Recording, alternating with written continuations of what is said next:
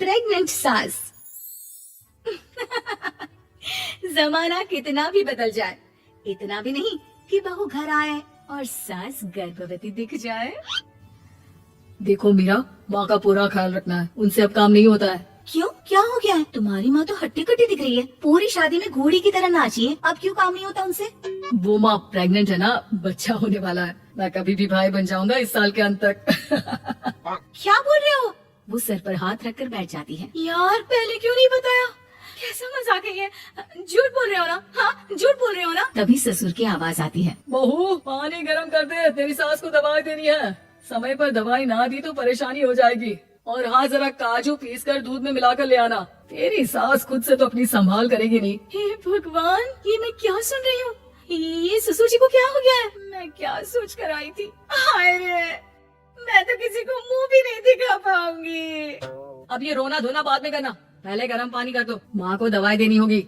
और हाँ, रात को माँ के पैरों में तेल लगा देना। बहू को गुस्सा आ जाता है, वो बड़बड़ करती किचन में जाती है जहाँ उसका ससुर खड़ा होता है। एक बड़ी जिम्मेदारी है हम सबके सरों पर, इस उम्र में माँ बनना खतरे से खाली नहीं होता। हाँ हाँ पता है, तो क्यों बन गई माँ? अरे खतरे से कम नहीं है तो क्या जरूरत थी लल्ला पैदा करने की? कैसी बात कर रही हो बहू? क्या तुम खुश नहीं कि घर में एक नया मेहमान आएगा, छोटे छोटे पैरों से पूरे घर में घूमेगा? पिताजी ये हाथ जोड़े आपके, आप यहाँ से जाओ, ये शायरी बाद में बताना, अभी मैं पानी गर्म करके थर्मस में दे देती हूँ। सारा दिन पिलाते रहो गर्म पानी। और हाँ, ये बच्ची की बात बार बार मुझसे कोई नहीं करेगा। बहू का पारा अब चढ़ा ही रहता था, वो काम तो सारा करती, लेकिन किलस किलस कर। मीरा सारे काम से फुर्सत पाकर बैठी होती है कि माँ का फोन आ जाता है। बेटा बहुत बड़ी जिम्मेदारी है तेरे सर पर, अच्छे से निभाना। ससुराल में हर किसी को खुश रखना वैसे तो मुश्किल है, लेकिन भगवान ही हिम्मत देता है बहू को हर कुछ सहकर सबको खुश रखने की। क्या बड़बड़ किए जा रही हो माँ? जानती भी हो कि यहाँ क्या चल रहा है?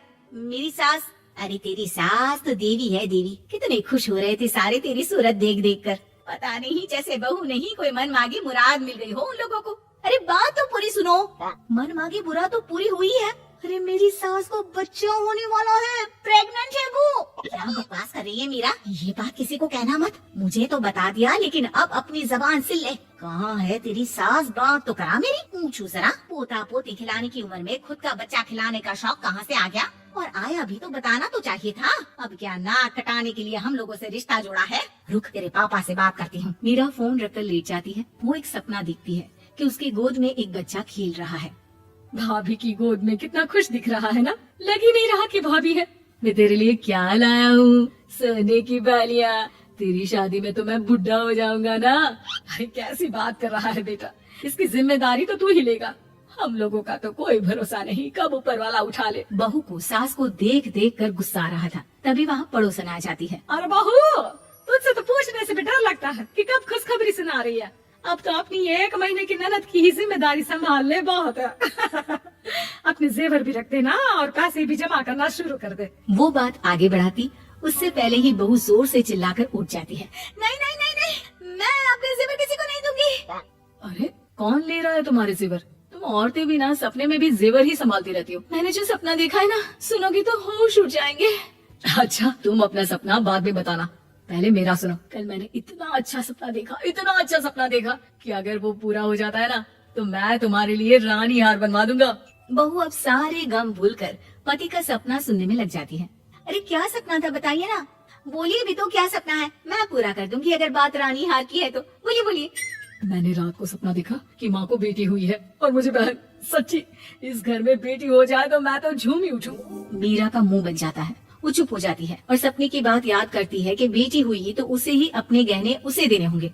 फिर तो रानी हार की जरूरत पड़ेगी ही। भाई लड़की बड़ी होगी, उसकी शादी होगी तो जेवर तो चढ़ाने ही होंगे ना, कहाँ से आएंगे वो? कितनी समझदार हो तुम मीरा। मैंने भी यही सोचकर तुम्हारे लिए रानी हार लेने का सोचा था। अरे फूटी किस्मत मेरी जो ऐसा परिवार मिला। मेरे पापा की तो मैं अभी क्लास लगाती हूँ, जो सब जानते हुए भी ऐसे परिवार में मेरी शादी कर दी। बहू पिता को फोन लगाने ही वाली होती है कि ससुर की फिर से आवाज आती है। बहू गर्म पानी ले आ जल्दी, थर्मस में खत्म हो गया है।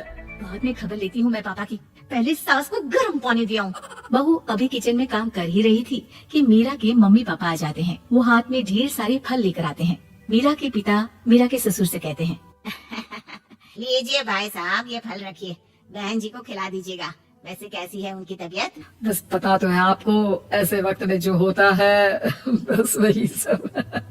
मुझे तो सुनकर बहुत गुस्सा आया था, लेकिन चलिए, भाग्य में जो है लिखा उसे कौन टाल सकता है। डॉक्टर को दिखाए? हाँ हाँ, बस डॉक्टर आने ही वाला है। अच्छा हुआ आप लोग भी आ गए। उतने में एक सुंदर सी लेडी डॉक्टर आती है। पेशेंट कौन है आप? अरे नहीं जी, मैं तो बहू हूँ इस घर की। मैं तो अभी सोच भी नहीं सकती पोता या पोती के बारे में। अभी तो मेरी सास ही। अरे चुप हो जाना, देख तो ले, डॉक्टर है ये, किसी के भी सामने गुस्सा फोड़ देती है। डॉक्टर कमरे में जाती है और थोड़ी देर बाद बाहर आ जाती है। पीछे से सास भी निकल आती है। हे भगवान, इतना दुख तो किसी को भी ना दे जितना मुझे दिया है। देखिए बहन जी, आप लोगों को तो ये सोचना भी नहीं चाहिए था। वही तो मैं भी कह रही थी कि आप लोगों के लिए तो सोचना भी गुनाह है, लेकिन अब पछताई होत क्या जब चिड़िया चुग गई खेत। डॉक्टर वहाँ से चली जाती है। मैं माँ नहीं बन सकती, मैं प्रेग्नेंट भी नहीं हूँ। ये कैसे? तुम तो बोल रही थी कि अरे वो गैस का दर्द था और पेट भी गैस से फूल रहा था। डॉक्टर ने चूर्ण दे दिया है, गर्म पानी से फाँकना है। हाँ? मैं अभी लाती हूँ गर्म पानी। अरे मैं तो गीजर ही लगा देती हूँ। हाय रे, खुशी के मारे पागल ना हो जाओ।